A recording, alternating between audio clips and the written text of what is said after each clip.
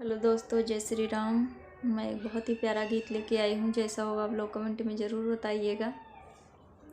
राम रोवे लखन लिए कोरवा, अरे राम रोवे लखन लिए कोरवा, अमय भैया होई जई है भोरवा। राम रोवे लखन लिए कोरवा, अमय भैया होई जई है भोरवा। होई जई है भोरवा हो, होई जई है भोरवा, होई जई है भोरवा हो, होई जई है भोरवा। राम रोवे लखन लिए कोरवा, अबे भैया होई जई है भोरवा।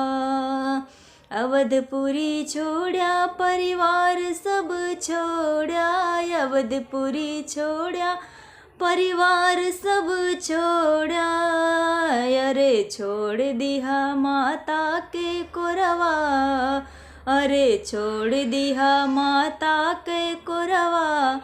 अबे भैया होई जई है भोरवा, छोड़ दिया माता के कोरवा, अबे भैया होई जई है भोरवा। राम रोवे लखन लिए कोरवा, अबे भैया होई जई है भोरवा।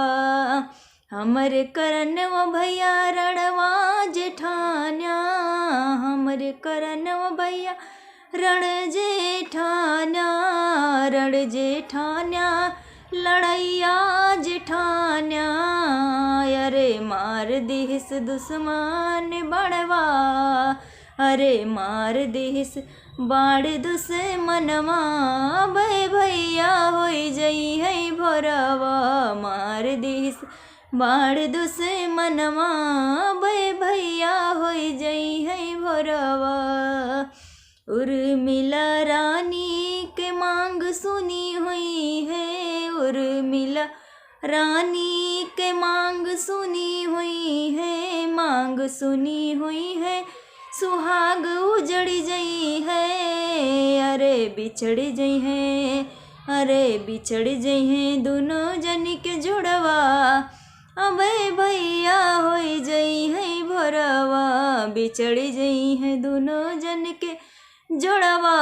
अबे भैया होई जई है भोरवा। कवन मुख लाई अवधपुर जाई, कवन मुख लाई अवधपुर जाई, अवधपुर जाई अयोध्या के जाई, अरे पूछिए गौआ के लोगवा। अबे भैया होई जई है भोरवा, पूछी है गौआ के लोगवा। अबे भैया होई जई है भोरवा। जब तक हमारे भैया नैन नहीं खोली है, जब तक हमारे भैया नैन नहीं खोली है, नैन नहीं खोली है हो मुख नहीं बोली है, अरे त्याग देवे अपनो पारनवा, अरे त्याग देवे अपनो पारनवा। अबे भैया होई जई है भोरवा, राम रोवे लखन लिए कोरवा।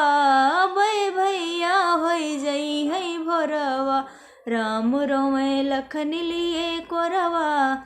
अबे भैया होई जई